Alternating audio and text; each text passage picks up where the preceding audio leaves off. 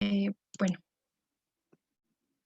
nuestro índice va a ser primero una breve introducción, clasificación de lípidos, conceptos básicos, digestión y absorción de lípidos, metabolismo de lipoproteínas, movilización de ácidos grasos, activación de los ácidos grasos, la beta-oxidación, síntesis de cuerpos cetónicos y también la biosíntesis de ácidos grasos, triglicéridos y colesterol. Ahora, como sabemos, los lípidos van a ser un grupo de compuestos heterogéneos en los que vamos a encontrar tanto grasas, aceites, esteroides y ceras. Alguna de su característica física va a ser que es relativamente insoluble en agua. Posteriormente vamos a ver que va a tener una cabeza polar y una cola polar. Es por ello mismo. Además, van a ser solubles en solventes no polares, como el éter y el cloroformo. Además, sabemos que las grasas se van a almacenar en el tejido adiposo a manera de triglicéridos y van a tener algunas funciones. Entre estas, el aislante térmico, ya que va a estar en algunos tejidos subcutáneos y alrededor de ciertos órganos. Además, los lípidos no polares van a actuar como aislantes eléctricos. Como sabemos, eso se va a encontrar en la propagación rápida de ondas de despolarización a lo largo de los nervios mielinizados. También va a tener una función estructural, ya que va a ser de las membranas celulares. Además, el tejido adiposo va a producir proteínas, sean esas como la adiponectina, la leptina, la resistina y la dipsina. La leptina va a ser importante porque es la proteína que va a generar la sensación de saciedad. Sin embargo, esta vía va a ser una vía saturable. Es por ello que en las personas obesas va a haber una mayor producción de leptina por la mayor concentración de tejido adiposo, y esta sensación de saciedad, como la vía se va a saturar, ya no va a ser activa, ¿sí? Además va a tener un alto valor energético. Como sabemos, un gramo de ácidos grasos va a equivaler a 9 kilocalorías por mol. Ahora, siguiendo con la clasificación de los lípidos, vamos a ver que vamos a tener los glicerolípidos, fosfolípidos y los esfingolípidos. En los glicerolípidos vamos a encontrar los triacilglicéridos y los glicerofosfolípidos. La estructura de los triacilglicéridos, o también denominados triglicéridos, va a estar formada por un glicerol y 3 ácidos grasos, unidos con el acerestrio. En los glicerofosfolípidos vamos a encontrar que su estructura va a ser igualmente un glicerol unido a 2 ácidos grasos, y también va a estar unido un grupo fosfato y una cabeza polar. En la cabeza polar es donde va a variar. Por ejemplo, si la cabeza polar es colina, vamos a encontrar la fosfatidilcolina o también la fosfatidiletanolamina, la fosfatidilcerina o la cardiolipina. En los fosfolípidos, como ya vimos, va a estar formado por los glicerofosfolípidos y también por los esfingofosfolípidos. En los esfingofosfolípidos vamos a encontrar que su estructura son la esfingosina, como vemos aquí, unida a un ácido graso. También se va a unir a un grupo fosfato y a la cabeza polar, que es la que varía. Además, en los esfingolípidos vamos a encontrar a los glucolípidos, en donde vamos a ver que la estructura también va a estar formada por una esfingosina, un ácido graso y un glúcido, ¿no? Aquí vamos a tener a los cerebrósidos, los gangliósidos y los globósidos, ¿sí? Estos dos, tanto esfingolípidos como glucolípidos, van a estar en la membrana porque van a tener polos, ¿no? Y tanto el triacilglicérido va a servir como un lípido de almacenamiento. Siguiendo, vamos a tener, como ya vimos, los triglicéridos, o también denominados triacilglicerol. Va a estar formado por un glicerol y con los ácidos grasos, ¿sí? Pero si nosotros solo contamos que este glicerol se ha unido a 2 ácidos grasos, lo denominaríamos como diacilglicerol. Igualmente, si solo se une a un ácido graso, como un monoacilglicerol. Ahora, podemos ver que esta estructura va a tener, como mencioné, una cabeza polar y una cola no apolar. En la cabeza polar vamos a encontrar que va a estar el glicerol unido a un grupo fosfato, y en este caso un radical, ¿no? Puede ser un alcohol o otro. Y en las colas no polares vamos a encontrar una cadena hidrocarbonada. Esta cadena hidrocarbonada puede ser saturada o insaturada. Saturada quiere decir que solo va a tener enlaces simples. Pero insaturada es cuando tiene enlace doble. Por ejemplo, si solo tiene un enlace doble es monoinsaturada. Si tiene 2 o más dobles enlaces, va a ser un poliinsaturada. Como vemos aquí, como vemos, el ácido graso, cuando es saturado va a ser de manera recta, pero cuando es insaturado ya va a tener un grado aquí en la separación, ¿verdad? Siguiente. Ahora, como vimos, los lípidos van a tener también el isomerismo geométrico. Esto quiere decir que van a tener una configuración cis y una configuración trans. La configuración cis, tenemos el ejemplo aquí, que va a estar los dos hidrógenos en el mismo, mirándose en el mismo lugar. En cambio, en la configuración trans van a estar de manera contraria. Y como mencioné, cuando más dobles enlaces tenga, va a haber van a ser más liposolubles. Ahora, veamos la formación de la micela y los liposomas. Las micelas van a formar una monocapa, ¿sí? Vemos aquí que tenemos un lípido con una cabeza polar, que es este amarillito, y una cola polar.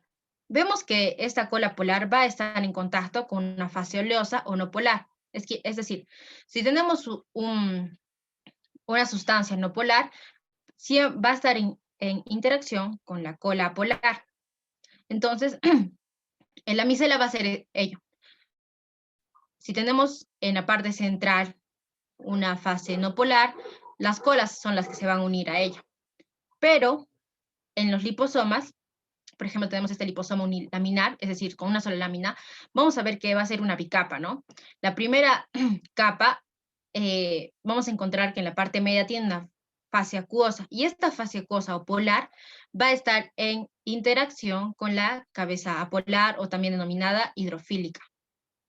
Y esta parte que está en color rojo, es la fase oleosa, ¿no? La fase no polar, y esta va a estar en relación o en contacto con la fase, con la cola hidrofóbica del lípido, ¿sí? Y vemos que aquí también se puede formar un liposoma más grande en lo que va a estar en contacto. Ahora, sabemos que los ácidos grasos van a dividirse en saturados con enlaces simples y insaturados con enlace doble. Pueden ser tanto monoinsaturados o poliinsaturados. En los poliinsaturados vamos a encontrar el omega 3 y el omega 6, que son ácidos grasos esenciales. Esto es porque no van a ser formados por el organismo, y es por ello que es vital que se ingresen mediante la dieta. El omega 3, o también denominado el alfa-linolénico, va a ser precursor para generar el ácido eicosapentaenoico, que es el EPA, o también el ácido docosahexaenoico, que es el DHA. Y el omega 6, también denominado el ácido linoleico, va a ser precursor del gamma linolénico y del ácido araquidónico.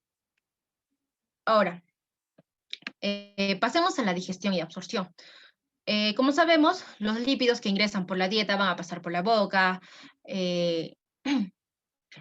hasta llegar al estómago, del estómago pasan por los intestinos y van a sufrir aquí van a una serie de reacciones, pasan a la sangre y van a pasar pueden almacenarse en el tejido adiposo. Esto es de manera general, pero veamos de una manera más profunda. Primero, en la boca vamos a encontrar la lipasa sublingual. En cuanto a esta, va a tener una acción mínima o casi nula. Es por ello que no se considera mucho. Después de eso, el lípido va a pasar por el esófago hasta que llegue al estómago. En el estómago vamos a encontrar a la lipasa gástrica o ácido resistente. Esta enzima, que es la lipasa gástrica, lo que va a hacer es, aquí tenemos un triglicérido, ¿verdad? Este va a estar formado por 3 carbonos que se unen a ácidos grasos, como ya vimos. El primer carbono se denomina alfa, el segundo beta y el tercero alfa prima. Ahora, esta lipasa gástrica va a empezar a cortar estos enlaces éster, ¿no? Y va a formar diacilgliceroles y monoacilgliceroles. Entonces, la acción de manera general de la lipasa gástrica es formar diacilgliceroles y monoacilgliceroles y también ayudar a que se formen micelas. Pero vamos a ver que esta enzima no va a ser muy efectiva. ¿Por qué? Porque como hay una gran gota de grasa, hay un gran almacenamiento de triglicéridos y aún no se ha dado la emulsificación, va a ser mínima cuando va a formar diacilgliceroles y monoacilgliceroles. Ahora, cuando ya pasamos el estómago y hemos llegado al intestino y ahora se va a dar la emulsificación, entonces vemos que las grandes gotas de bilis va a sufrir la acción de la bilis, ¿no? La bilis va a generar la emulsificación. ¿Y qué va a hacer esto? Que estas grandes gotas de grasa se vayan a convertir en pequeñas gotitas de grasa, ¿no? Eso es lo que hace la bilis, va separando los triglicéridos, ¿no? Entonces vamos a tener pequeñas gotas de grasa. Entonces, después de esta emulsificación ya tenemos pequeñas gotas de grasa. Entonces, la lipasa pancreática le va a ser más accesible poder generar diacilgliceroles y monoacilgliceroles. Entonces, esa lipasa pancreática es por ello que va a ser la enzima más importante. Ahora, al igual que la lipasa ácido resistente, va a empezar a cortar a los enlaces, ¿no? De las lateralidades. Pero va a necesitar la ayuda de la colipasa, que es una enzima secretada por el páncreas, para ayudar a fijarse a la micela. Entonces, una vez que ya se ha fijado a la micela, empieza a cortar los enlaces. Si corta un enlace, va a formar el diacilglicerol. Si corta dos enlaces, el monoacilglicerol.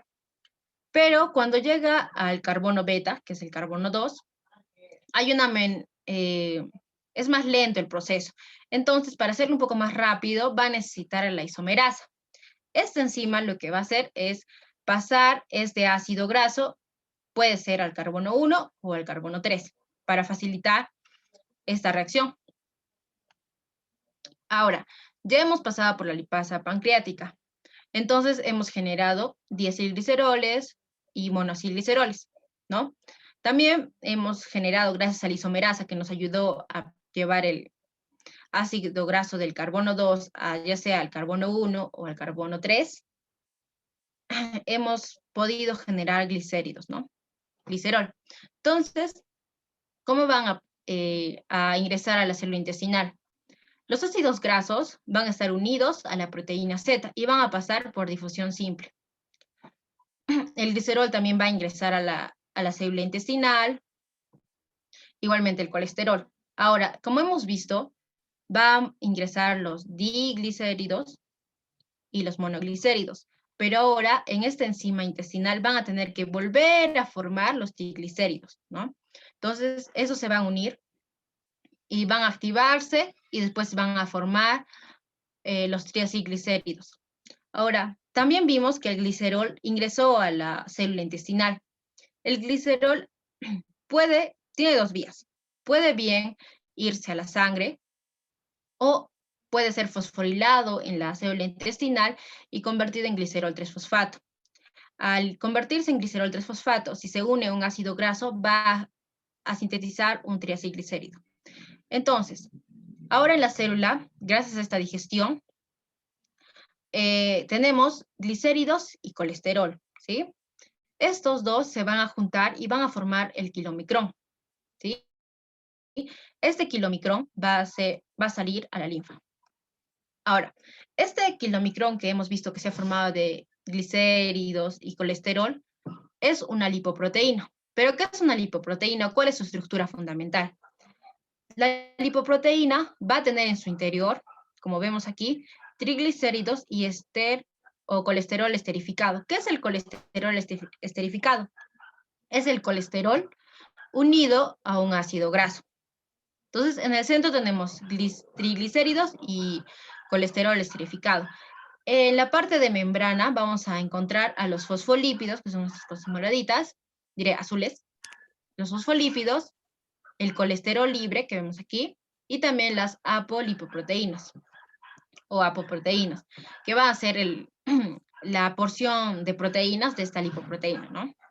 Entonces, vamos a ver que este kilomicrón va a salir a la linfa y va a llegar al músculo y al tejido adiposo. En el tejido adiposo va a ser almacenado los triglicéridos, ¿verdad? Porque hay en la parte interior. O también, si llega al músculo, estos triglicéridos o ácidos grasos van a sufrir la beta-oxidación y van a generar ATP. Y esto gracias a qué enzima, a la lipasa lipoproteica. Ahora, después de que ha sido almacenado y también se ha utilizado para generar ATP, nos va a quedar el kilomicrón remanente, ¿sí? Este kilomicrón remanente llega al hígado, puede almacenarse o generar ATP. Ahora, el metabolismo de las lipoproteínas. Ya sabemos qué son las lipoproteínas o su estructura fundamental. Ahora, como vimos en la anterior, llega este kilomicrón remanente al hígado, ¿sí?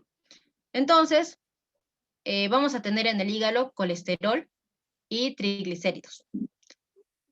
Estos van a formar al VLDL. ¿Qué es el VLDL? Es la lipoproteína de muy baja densidad, ¿sí? Este sale del hígado y va a llegar al músculo o al tejido adiposo. Igualmente, por la lipasa lipoproteica, bien se puede almacenar en el tejido adiposo o se puede usar para generar ATPs en el músculo. Después, este VLDL, como ya ha sido usado en estos dos tejidos, va a convertirse en LDL. El LDL va a ser la lipoproteína de baja densidad. Estos dos van a tener como apoproteína, es decir, la porción proteica, a la ApoB100, ¿sí? Ahora, esta LDL va a tener dos vías. Bien puede regresar al hígado o puede ir a los tejidos extrahepáticos. Si regresa al hígado, va a tener receptores de LDL. Estos receptores, ¿qué van a captar? Esta ApoB100, ¿sí? Ahora, si este LDL va a los tejidos extrahepáticos, en este caso el hígado, aquí va también a usarse estos triglicéridos. Y lo que va a formar es la HDL, que es lipoproteína de alta densidad. Esto de alta densidad, baja densidad, va a ser en relación a la concentración de colesterol. Diré a la concentración de triglicéridos, también de colesterol. Entonces, este HDL después va a volver a este ciclo y va a poder ser parte de la LDL cuando va a almacenar en su interior más triglicéridos. Entonces, como vimos, ahora, digamos que este LDL fue hígado. Vamos a ver que va a tener receptores de LDL. Y como mencioné, esos receptores van a ver que esto tenga el ApoB100. Entonces, ingresa por endocitosis y estos receptores que vemos aquí van a volver a la membrana.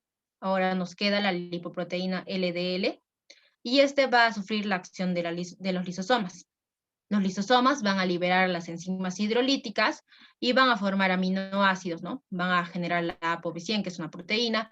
Estas van a pasar por diversas reacciones, van a ir al retículo endoplasmático rugoso y van a volver a hacer sustratos para formar los receptores de LDL.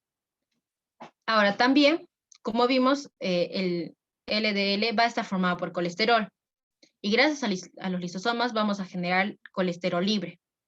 Este colesterol puede ser esterificado gracias a la enzima acilcolesterol aciltransferasa. ¿Y qué es esterificar? Como ya mencioné, es unir el colesterol con los ácidos grasos. Ahora, veamos una aplicación clínica acerca de esto. La esteatorrea va a ser la presencia de grasas en los heces. Y esto va a ocurrir porque hay una deficiencia en la absorción de grasas. Entonces, cuando hay una deficiencia en la absorción de grasas, va a generar que se excrete la grasa en las heces. Y hay diferentes causas. Entre estas, puede ser la falta o déficit de los ácidos grasos en el intestino. Es generalmente por la insuficiencia hepática grave, ¿no? Sabemos que el hígado es el que va a producir los ácidos biliares. Entonces, también puede ser una falta o déficit de la lipasa pancreática. Vimos que esta enzima es muy importante para la digestión. Y entonces, si hay un daño pancreático severo o también una obstrucción del conducto excretor, es donde va a haber una déficit de la lipasa pancreática. También puede ser por una falta o una alteración de las células de la mucosa. Si estas células no, no absorben adecuadamente, pueden generar la esteatorrea. Entonces puede ser una incapacidad de poder resintetizar los triglicéridos o también de sintetizar la apoproteína, ¿no? Que en este caso, en la célula, lo que sintetiza es el kilomicrón. Ahora, vamos a ver la movilización de los ácidos grasos desde el tejido adiposo. Esta es un adipocito, ¿no? Este es el citoplasma de un adipocito. Y bueno, aquí vemos que la adrenalina que está en la sangre va a interaccionar con esta proteína que está en la membrana del adipocito. Al interaccionar con ella va a desencadenar una cadena de reacciones, las cuales van a activar a la lipasa hormonodependiente. Esta lipasa hormonodependiente lo que va a hacer es que teníamos triacilglicéridos, va a hidrolizarlos y va a formar diacilglicéridos y por último, ácidos grasos libres. ¿Sí? Estos ácidos grasos libres van a salir a la sangre y van a ser transportados por la albúmina. Entonces, cuando estos ácidos grasos quieren entrar a un tejido, ingresan solos. La albúmina sigue su camino por la sangre y los ácidos grasos ingresan, van a hacer una beta-oxidación, etcétera, para generar ATPs, ¿no? Pero esta hormona, la lipasa hormonodependiente, va a ser dependiente del glucagón, de la adrenalina, la noradrenalina y la hormona corticotrópica. Ahora, siguiendo con la activación de los ácidos grasos. ¿Qué es la activación? Va a ser unirse a la coenzima A, ¿sí? Y la activación siempre va a ser antes de la beta-oxidación. Entonces, vamos a ver aquí. La activación, como mencioné, va a ser unirse a la coenzima A. Entonces, tenemos un ácido graso. Se va a unir a un ATP, ¿sí? Y esto va a ser gracias a la enzima acil-coenzima sintetasa. Y vamos a obtener acil-AMP más pirofosfato, ¿sí? Entonces, este ATP se ha dividido en AMP y pirofosfato. Ahora, vamos a ver que la coenzima A va a ingresar, ¿no? Se va a unir a este acil AMP. Entonces vamos a formar la acilcoenzima A. Hasta ahí ya hemos hecho la activación, ¿no? Que es unir el ácido graso con el acilcoenzima A. Ahora tenemos la acilcoenzima A. Pero recordemos que la mitocondria va a tener dos membranas, la membrana externa y la membrana interna. La membrana externa es muy permeable. Pueden dejar ingresar a varias moléculas. Y es por ello que aquí es como que si no estuviera, ¿no? Pero la membrana interna de la mitocondria va a ser impermeable a muchas moléculas. Y en este caso también va a ser a la coenzima A. Entonces la acilcoenzima A no puede ingresar a la matriz. Y lo que vamos a hacer es necesitar a alguien que la ingrese, ¿no? Y en este caso vamos a usar a la carnitina. Entonces la carnitina nos va a ayudar a ingresar la acilcoenzima A. Entonces, aquí, para que ingrese, vamos a necesitar a la enzima carnitina aciltransferasa, ¿sí? La carnitina aciltransferasa. Y en este caso, la también denominada CAT1, ¿no? Ahora, lo que va a hacer esta enzima es darle a la carnitina el acil y liberar la coenzima A, ¿sí? Y vamos a generar la acilcarnitina. Esta acilcarnitina va a ingresar a la matriz mitocondrial gracias a la enzima traslocasa, ¿sí? Una vez dentro de la matriz mitocondrial, va a ser esta acilcarnitina va a sufrir la acción de la enzima carnitina aciltransferasa 2, como vemos en su ubicación, ¿no? Ya va a estar en la matriz. Entonces, ahora va a ingresar de nuevo una coenzima A y se va a liberar la acilcoenzima A y también la carnitina. Entonces, la carnitina vuelve a salir y se vuelve a hacer este paso, ¿no?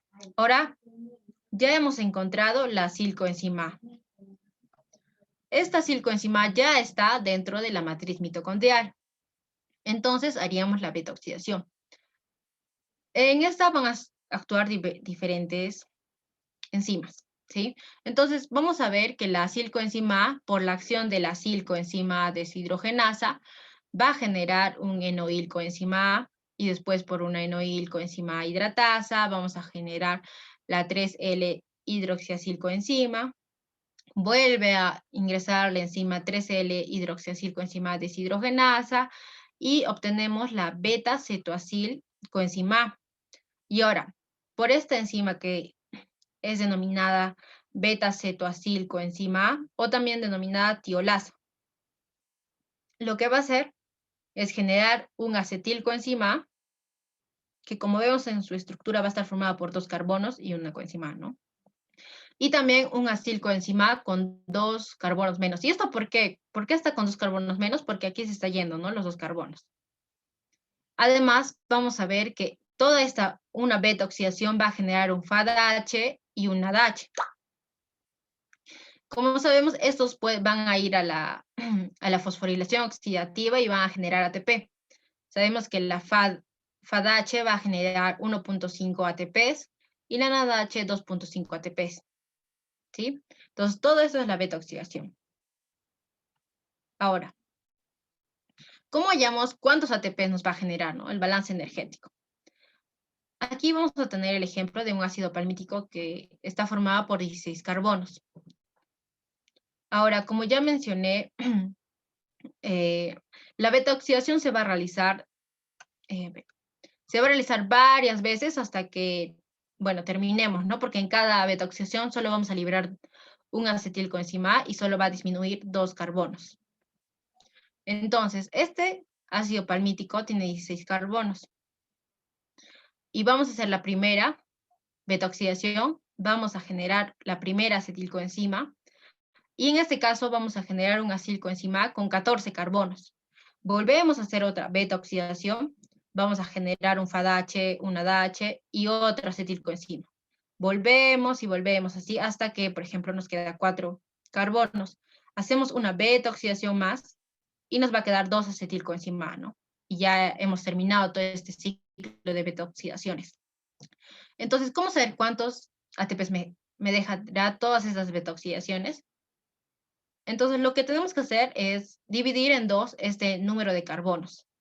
¿Y esto por qué? Porque este va a ser la cantidad de acetilcoenzima A que vamos a formar, ¿no? Si nos damos cuenta que hay 1, 2, 3, 4, 5, 6, 7, 8. Entonces vamos a formar 8. Y eso es lo mismo que 16 sobre 2. Entonces vamos a formar 8 acetilcoenzima A. Y como sabemos, si este acetilcoenzima A ingresa al ciclo de Krebs, va a generar 10 ATPs. ¿Sí? Entonces vamos a multiplicar 8 por 10. Ya tenemos 80 ATPs. Ahora, también vamos a recordar que en cada beta oxidación nosotros obteníamos un FADH y un ADH. Y recordamos que juntos los dos nos generarían 4 ATPs. ¿Sí? Esos 4 ATPs, miren, va a repetirse, por ejemplo, acá hay 4, acá hay otros 4, 4, 4, ¿no? Entonces va a ser 4 por 7. Y estos 7 es el número de beta oxidaciones que nosotros realizamos, ¿no? Ahora también, como hemos visto que en la activación nosotros utilizábamos 2 ATPs, ¿sí? Entonces, ahora, para hallar el número de ATPs totales vamos a sumar 80 más 28, que son lo que hemos obtenido por las FADH y NADH, y le vamos a restar 2 que hemos obtenido, que hemos gastado en la activación. Y en total tendríamos 106. Entonces, eso se puede hacer con cualquier número de carbonos que tenga nuestro ácido graso.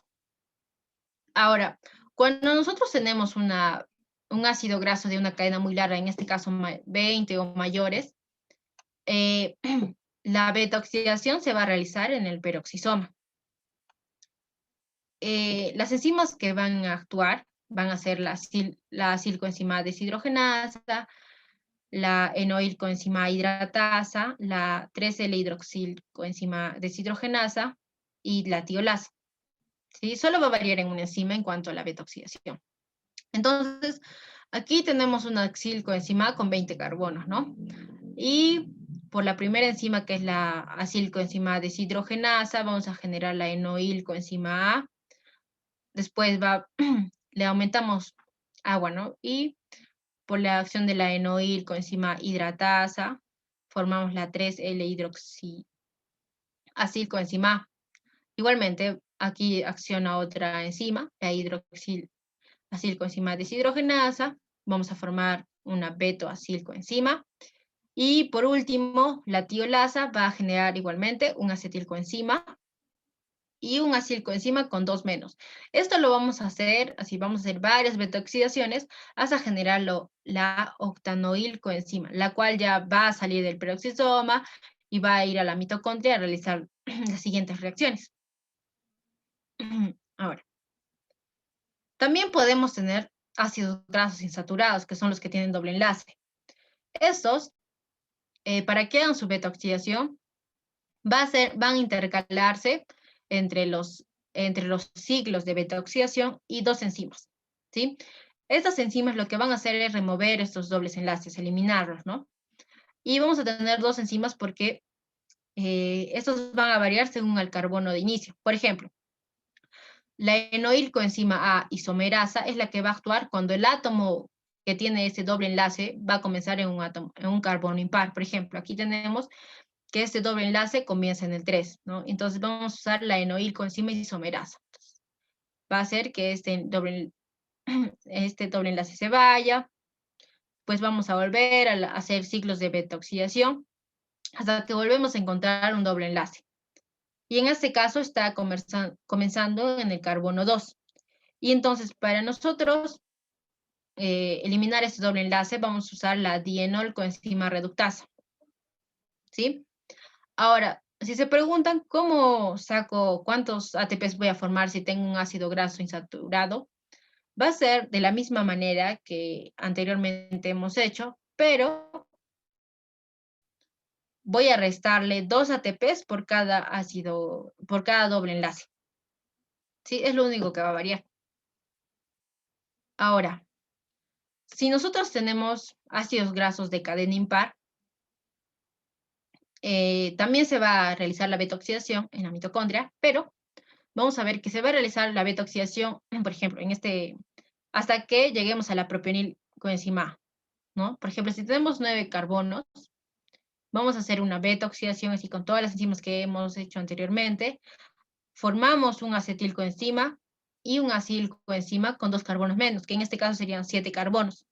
Volvemos a hacer otra beta-oxidación, igual vamos a formar un acetilcoenzima y en este caso con carbono, un propenilcoenzima, ¿no? Vamos a hacer 2 beta-oxidaciones, ¿no? Imaginen que cada E que está aquí es una beta-oxidación.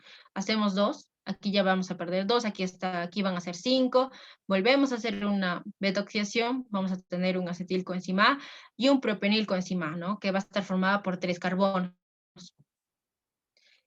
Y este propenilcoenzima va a pasar por diferentes enzimas, como vemos aquí, y al final va a formar la succinilcoenzima A. Esta succinilcoenzima A, como ya sabemos, está presente en el ciclo de Krebs, entonces puede continuar el ciclo de Krebs, ¿no? Es la única diferencia. Ahora, la síntesis de cuerpos cetónicos. Esta se va a realizar tanto en el hígado, en el riñón, sobre todo en el hígado. Y se va a realizar en la matriz mitocondrial. Ahora, vamos a ver esta síntesis. Nosotros vamos a unir 2 acetilcoenzima A, ¿sí? Y esto gracias a la enzima acetilcoenzima A, acetiltransferasa, o también llamada tiolasa. Entonces, 2 acetilcoenzimas se unen por la tiolasa.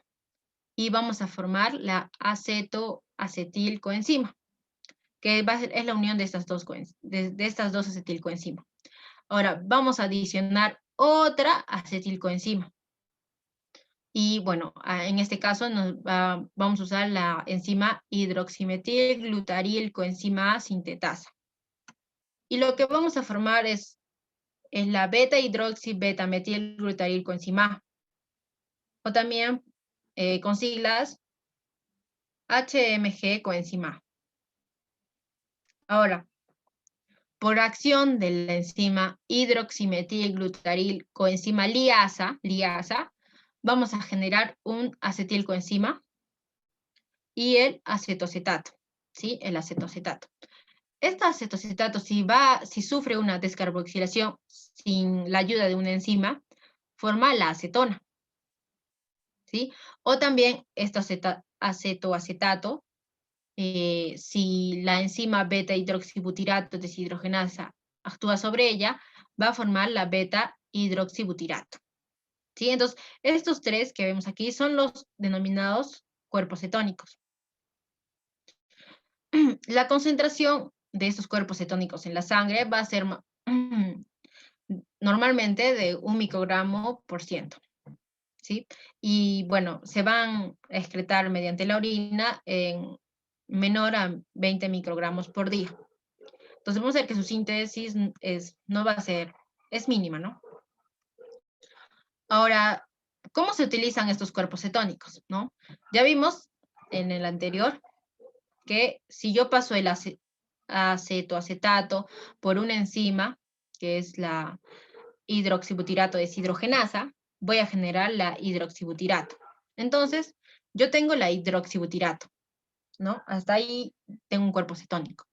Esta hidroxibutirato la quiero convertir para yo utilizarla en acetilcoenzima.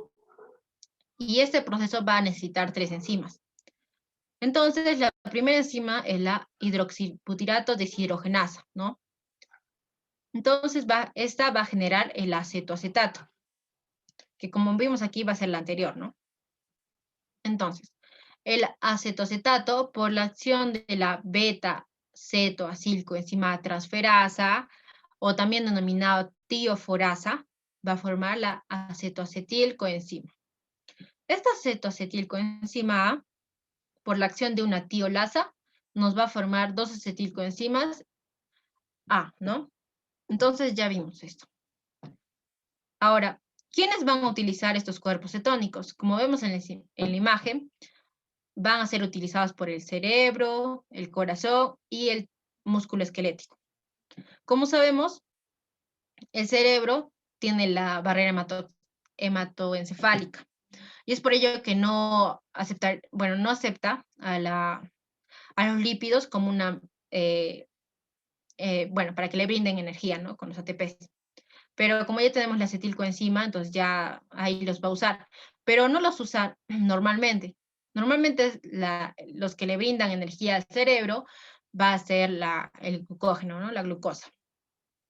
Pero cuando nosotros estamos en un ayuno prolongado, es decir, cuando ya estamos gastando nuestro glucógeno y ya no nos queda mucho, entonces vamos a empezar a sintetizar estos cuerpos cetónicos y el cerebro lo va a empezar a utilizar.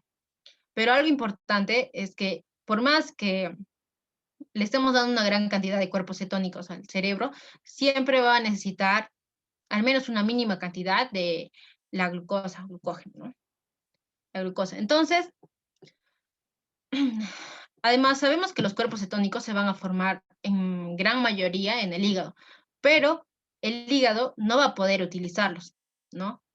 ¿Por qué? Porque el hígado no tiene esta enzima, que es la tioforasa. Entonces, como no tiene esta enzima, no va a poder generar acetilcoenzima A y poder usarlo en el ciclo de Krebs, ¿no? Es algo interesante. Ahora, la biosíntesis de ácidos grasos. En la biosíntesis de ácidos grasos va a haber 2 maneras, ¿no? La síntesis de novo o la elongación de ácidos grasos. Ahora hablemos de la síntesis de novo. ¿Qué es la síntesis de novo? Es cuando yo tengo un precursor, que en este caso es la acetilcoenzima A, va a pasar una serie de reacciones para formar palmitato libre, ¿sí? Esto se va a dar ¿dónde? En el citoplasma, ¿sí? ¿Y en qué tejido se realiza? Se realiza en el hígado, en el riñón, en los pulmones, en las glándulas mamarias y en el tejido adiposo. Como ya vimos, vamos a necesitar acetilcoenzima A, pero esta acetilcoenzima A está en mayor proporción en la matriz mitocondrial, ¿sí?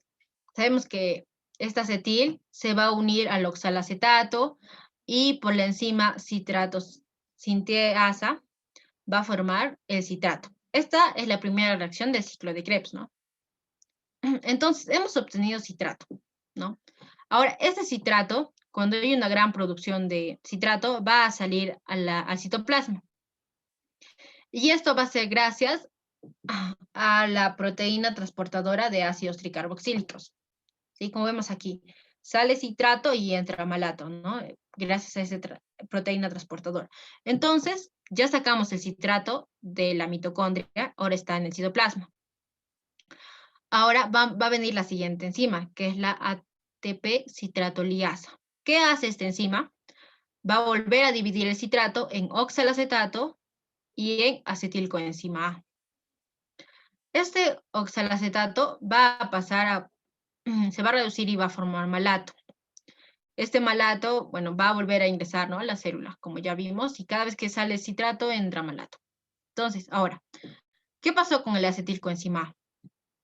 Ahora vamos a ver que va a salir gran cantidad de citrato y va a salir también gran cantidad de acetilcoenzima A. La primera acetilcoenzima A va a pasar directamente a la síntesis. Toda la demás acetilcoenzima A va a tener que transformarse a malonilcoenzima A. Pero esto gracias a la acetilcoenzima A carboxilasa. Después de que pase a la malonilcoenzima A, va a venir la enzima ácido graso sinteasa y vamos a formar el palmitato. Esto lo vamos a ver ya posteriormente, pero eso es de manera general. Entonces, como les mencioné, aquí tenemos, ¿no?, el acetilcoenzima que se une al oxalacetato, gracias a la enzima citrato sinteasa y nos forma citrato. Y eso está en el ciclo de Krebs, ¿verdad? Este citrato sale de la mitocondria. Ahora tenemos citrato en el citoplasma y gracias a la citratoliasa se va a partir en oxalacetato y acetilcoenzima, ¿no? Ahora, como ya vimos y ya mencioné, un acetilcoenzima va a pasar directo a la síntesis de ácidos grasos, pero toda la demás se va a pasar a convertir a malonilcoenzima. Entonces, ¿cómo se da la formación de malonil? De manera general, vamos a ver que esta acetilcoenzima A, que hemos obtenido gracias a que el citrato ha salido hacia el citoplasma, queremos transformarlo en malonilcoenzima A. Y vamos a necesitar la enzima acetilcoenzima A carboxilasa. También ATP y biotina. Entonces, gracias a estos tres factores, por decirlo así, vamos a obtener la malonil. Pero este va a ser, eso es de manera general, ¿no? Pero así ya haciéndolo más minuciosamente, va a tener dos pasos, ¿no? Y en estos vamos a necesitar dos enzimas, ¿no? Pero mejor aprendámoslos de manera general, ¿sí? Ahora, lo importante aquí también es que, como sabemos, el citrato va a salir de la mitocondria. Al salir el citrato y aumentar la cantidad de citrato en el citoplasma o citosol, lo que va a hacer es que se aumente la generación de acetilcoenzima carboxilasa. ¿Cómo así? Normalmente, si hay una baja concentración de citrato en el citoplasma, la acetilcoenzima carboxilasa está en dímero, ¿no? Dos moléculas ha formado un dímero y está inactivo. Pero cuando empieza a aumentar la cantidad de citrato en el citosol, se van a empezar a unir estas moléculas. Entonces van a formar un polímero. Y al formar este polímero se va a activar la acetilcoenzima carboxilasa. Entonces, al activarse, va a hacer que más acetilcoenzima A se transforme en malonilcoenzima A, ¿sí? Más malonil. Y después ya, como mencioné, va a venir la ácido graso sintasa y vamos a formar la palmitoil. Esto lo vamos a ver posteriormente. Ahora, hablemos de esta enzima, ¿no?, que es muy importante. Esta enzima, denominada ácido graso sintasa, va a estar codificada por un gen, ¿sí? Pero esta, como vemos aquí de manera lineal, va a estar formada por 7 proteínas, 6 de las cuales son proteínas catalíticas, y una, que es esta ACP, que se denomina proteína transportadora de grupos acilo. Esta es, digamos, una imagen didáctica, ¿no? Aquí tenemos las 6 proteínas catalíticas y la proteína transportadora, ¿sí? Ahora, esta es la ácido graso sinteasa. Vemos que a esta se le va a adicionar un acetilcoenzima A. Este va a pasar por una serie de procesos. Bueno, primero va a ingresar, se inserta en esta ácido graso sinteasa. Después recordemos que anteriormente mencioné que la primera acetilcoenzima pasaba directamente a la síntesis, ¿verdad? Es esta. Después también vamos a recordar que mencioné que todas las demás acetilcoenzima se convertían en malonilcoenzima. Entonces, vemos, ¿no? Que se van a empezar a unir. Primero se une la acetilcoenzima, después se va a unir la malonil, y va a ser un largo proceso en el cual vamos a ir aumentando la cantidad de carbonos que tiene nuestro ácido graso. Por ejemplo, aquí ya tenemos un butiril, ¿no? En este primer proceso, un butiril que va a estar formado por 4 carbonos. Volvemos a hacer este largo proceso bueno, la interacción con enzimas, y vamos a formar un hexanoil. Ya tenemos de 6 carbonos, ¿no? Un ácido graso de 6 carbonos. Y vamos a seguir haciendo estas interacción con enzimas hasta formar la palmitoil, ¿sí? Que ya vendría a tener 16 carbonos. Entonces, toda esta serie de interacciones con las enzimas nos va a generar un palmitoil unida al ACP, que sabemos que es la proteína transportadora de grupos acilo, ¿no? Entonces, para quitarle este transportador, vamos a utilizar la palmitoil tioesterasa. Esta palmitoil tioesterasa va a hacer que liberemos esta ACP y generemos un ácido palmítico libre, ¿no? Ok, entonces hasta ahí la biosíntesis de ácidos grasos, ¿no? Ya vimos que empezamos con un acetilcoenzima y vamos a empezar, bueno, sabemos que esta acetilcoenzima tenía solo 2 carbonos y hemos hecho toda una serie de interacción con enzimas hasta obtener la palmitoil que ya tenía 16 carbonos. Ahora, la otra manera de hacer la biosíntesis de ácidos grasos era con la elongación de los ácidos grasos. Y bueno, esto es como su propio nombre lo dice, ¿no? Alargar, elongar. Entonces, nosotros vamos a empezar a aumentar a los ácidos grasos que ya estaban ya en la mitocondria. Entonces, si yo tenía un ácido graso con 12 carbonos y lo quiero aumentar la cantidad de carbonos, entonces voy a hacer la elongación. Entonces yo tengo un acilcoenzima, ¿no? Puede tener 12 o 10, digamos. Tiene 10. Lo uno a un acetilcoenzima A, que ya tiene 2 carbonos más, gracias a la enzima tiolasa, y va a empezar a formar, ¿no? Va a empezar a hacerse más larga, ¿no? Va a denominarse la betoacilcoenzima y vuelve a interaccionar otra enzima, que en este caso viene a ser la hidroxiacilcoenzima A deshidrogenasa. Y nos viene a formar la 3L-hidroxiacilcoenzima, igual viene otra que es la enoilcoenzima A hidratasa, ¿no? Va a liberar agua y va a formar la enoilcoenzima A. Y por último, vamos a tener la acción de la enzima enoilcoenzima reductasa. Y lo que va a formar después de todo este proceso es un acilcoenzima A con 2 carbonos más, ¿sí? Este proceso que hemos visto adicionando acetilcoenzima A va a ser realizado en la mitocondria. En la mitocondria vamos a empezar a añadir acetilcoenzima A para hacer más larga la cadena de ácidos grasos. Pero si nosotros realizamos esta elongación de ácidos grasos en el retículo endoplasmático liso, vamos a empezar a añadir malonilcoenzima A, ¿sí? Esta malonilcoenzima A, igualmente, como hemos visto aquí, al final nos va a hacer un acilcoenzima A con 2 carbonos más, igualmente. Entonces ya vimos la elongación de ácidos grasos. Siguiendo, tenemos la desaturación de los ácidos grasos. ¿Qué es la desaturación? Bueno, va a ser insertar dobles enlaces, ¿no? En la cadena de ácidos grasos.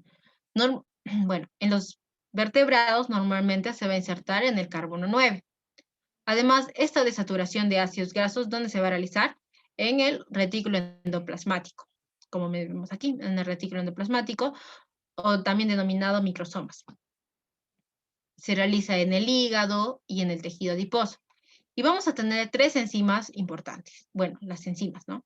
NADH, citocromo B5 reductasa, la citocromo B5 y la desaturasa. Ahora vemos aquí. Entonces tenemos 2 electrones que el NADH le quiere pasar al FADH. Entonces se lo pasa y este FADH que es parte del NADH citocromo B5 reductasa. Estos, de igual manera, van a hacer que este fierro con +3, que es férrico, pase a ser ferroso. Entonces, aquí tenemos ya, ha saltado aquí y es hecho que se vuelva ferroso. Ahora, estos electrones también van a pasar a la desaturasa, ¿no? La enzima desaturasa. Y van a hacer que este hierro no hemítico ferroso se convierta en férrico. Y bueno, va a interaccionar aquí con la estearil y lo va a convertir en olil. De una manera más gráfica, tenemos aquí, ¿no? Esas 3 enzimas. La NADH citocomo reductasa, la citocomo B5 y la desaturasa. Entonces vemos que esta NADH va a pasar a NAD, entonces va a generar 2 electrones. Estos electrones van a ir saltando entre estas enzimas hasta que llega la desaturasa. Esta desaturasa, como vemos aquí, va a hacer que pase de un estearil coenzima, es decir, un ácido graso, pero con cadenas simples, ¿no? Enlaces simples. Va a hacer que este enlace simple se convierta en un enlace doble. ¿Sí? Esa es la función de la desaturación de los ácidos grasos. Insertar dobles enlaces. Ahora, ¿cuál es la biosíntesis o cómo se realiza la biosíntesis de los triglicéridos? Como sabemos, los precursores van a ser el glicerol 3-fosfato y los ácidos grasos. Ahora, para obtener glicerol 3-fosfato, podemos o tenemos 2 vías, que son la dihidroxiacetona y el glicerol. La dihidroxiacetona va a venir de la vía glicolítica, ¿no? Sabemos que viene de esta vía. Ahora, esto vamos a tener dihidroxiacetona, que va a poder convertirse en glicerol 3-fosfato, gracias al glicerol 3-fosfato deshidrogenasa. ¿Y eso dónde? En el tejido adiposo blanco y en el músculo. Entonces, en esos dos, la dihidroxiacetona se convierte en glicerol 3-fosfato, porque encima la glicerol 3-fosfato deshidrogenasa. Ahora, también podemos hacer que este glicerol se convierta a glicerol 3-fosfato gracias a la glicerolquinasa. ¿Y esto dónde se va a realizar? En el hígado, en el intestino delgado, en los riñones, en el tejido adiposo pardo y en las glándulas mamarias en lactancia. Entonces, en todos estos lugares, el glicerol puede ser transformado a glicerol 3-fosfato gracias a la glicerolquinasa. Entonces, ya hemos obtenido el primer precursor, que es el glicerol 3-fosfato. Ahora, vamos a añadir un acilcoenzima, ¿no? Que es un ácido graso. Y vamos a tener la acción de una acilcoenzima sintetasa, o también denominado tioquinasa. Y vamos a tener como resultado un monoglicérido. Este monoglicérido, por la acción de una tioquinasa, va a convertirse en un ácido fosfatídico. Ahora, este ácido fosfatídico va a tener el accionar de la fosfatasa. Ingresa el agua y sale el fósforo, ¿no? Por la fosfatasa. Y vamos a generar un 1.2 acildiclicérido, también denominado diglicérido.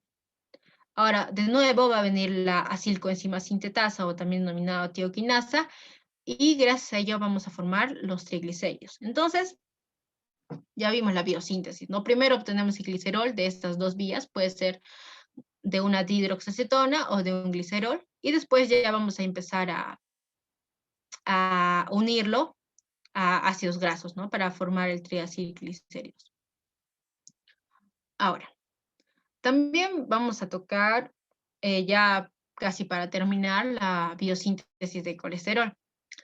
Esta se va a realizar tanto en el hígado, en la piel, en los intestinos, en el intestino delgado, en la corteza suprarrenal, en los órganos reproductores. Y bueno, va a ser un proceso muy largo que vamos a dividirlo en 3 etapas. La primera va a ser la síntesis del ácido mevalónico. La segunda, la conversión de este mevalonato en escualeno. Y la tercera, cuando el escualeno se va a convertir en colesterol. ¿Sí? Ahora, tenemos 2-acetilcoenzima. Gracias a la enzima tiolasa, se va a convertir en acetoacetilcoenzima A. Ahora, va a venir otra acetilcoenzima A y bueno, gracias a esta enzima que es la hidroximetil glutaril coenzima sintetasa, vamos a formar la beta-hidroxi beta-metilglutaril coenzima A, o también HMG coenzima A, ¿no?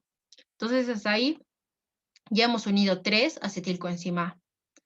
Ahora, por esta doble reducción además vamos a liberar coenzima A. Y esto gracias a que encima a la HMG coenzima reductasa, ¿no? Ya sabemos que esta HMG viene a ser hidroximetil glutaril coenzima reductasa. Entonces, hasta ahí hemos obtenido ácido mevalónico, ¿no? Hemos unido 3 coenzimas A, 3 acetilcoenzima A y al final hemos obtenido ácido mevalónico. Ahora, hasta ahí vamos en la primera etapa. La segunda etapa va a ser la conversión del ácido mevalónico a farnesilpirofosfato. Entonces vemos que este ácido mevalónico que tenía 6 carbonos va a pasar por una serie de reacciones hasta que va a llegar al farnesilpirofosfato con ya 15 carbonos, ¿no? 15 carbonos. Vemos que está aumentando sus carbonos. Ahora, este farnesilpirofosfato igualmente va a pasar por la acción de la escualenosinteasa y ya vamos a tener la escualeno con 30 carbonos. Ahora, este escualeno va igualmente a pasar por otra serie de reacciones hasta generar el lanosterol, que va a ser el primer intermediario cíclico ya. Entonces, el lanosterol va a ser ya el primer intermediario cíclico. Ahora, este lanosterol va igualmente a pasar por una serie de reacciones hasta que nos va a formar el colesterol, ¿no? Entonces ya vimos que va a ser una gran serie de reacciones para formar el colesterol. Pero ahora, de manera general podemos usar esta imagen, ¿no? Unimos primero 2 acetilcoenzima por la tiolasa, formamos la acetosilcoenzima, vamos a unir otra acetilcoenzima, igualmente por esta HMG coenzima sintetasa, vamos a generar beta-hidroximetilglutarilcoenzima A, y después ácido mevalónico, y después por una larga serie de reacciones generamos colesterol. Ahora, ¿cómo se regula esta síntesis de colesterol? Vamos a ver que el colesterol de la dieta va a tener una retroinhibición de su síntesis. Es decir, si hay una gran concentración de colesterol en la dieta, es decir, en la alimentación, va a haber una menor síntesis de colesterol en el hígado y en el intestino. Además, cuando nosotros vamos a querer regular esto, también nos va a servir inhibir esta enzima, que es la hidroximetilglutarilcoenzima A reductasa, ¿sí? Además, también se va a regular gracias a la fosforilación y la desfosforilación. Vemos que si hay una fosforilación, se va a activar, y si hay una desfosforilación, se inactiva. Ahora, como ya vimos, hemos hecho la biosíntesis de los triglicéridos y de los colesteroles. Y estos, como vimos, van a ser parte de las lipoproteínas, ¿no? Entonces, gracias a la síntesis de novo del colesterol, este colesterol tiene que ser transportado desde el hígado y el intestino hasta los tejidos periféricos. Pero ¿cómo los vamos a transportar? Los podemos transportar como LDL o VLDL. Y bueno, sabemos que esas van a tener como apoproteína la ApoB100, ¿no? Ahora, Veamos, como ya anteriormente mencionamos, ¿no? Estos, el LDL, van a ir a los tejidos periféricos y van a ingresar a las células. Van a ser reconocidos por sus apoproteínas y también por los receptores. Ingresan por endocitosis, estos receptores vuelven a la membrana, la LDL va a interaccionar con el lisosoma y bueno, va a haber una hidrólisis por las enzimas. Generamos aminoácidos, estos van a volver a ser sustrato para generar más receptores LDL. Igualmente, como vimos, las lipoproteínas tienen en su parte interna el colesterol esterificado, ¿verdad? Entonces lo que va a hacer es, gracias a esas enzimas, el colesterol va a quedar libre. Pero si hay una gran cantidad de colesterol en la célula, vamos a empezar a esterificarlos. Y esto gracias al, como ya mencionamos, al acilcolesterol aciltransferasa. Entonces el colesterol se va a unir a los ácidos grasos y se esterifica. ¿Sí? Ahora, ya para terminar, hablemos de una pequeña aplicación clínica que va a ser la hipercolesterolemia familiar. En este caso, la persona que sufre esta enfermedad va a carecer de receptores para LDL en la superficie celular. Entonces, si nosotros no tenemos receptores, es el colesterol que se encuentra en la LDL no va a ingresar al interior de la célula.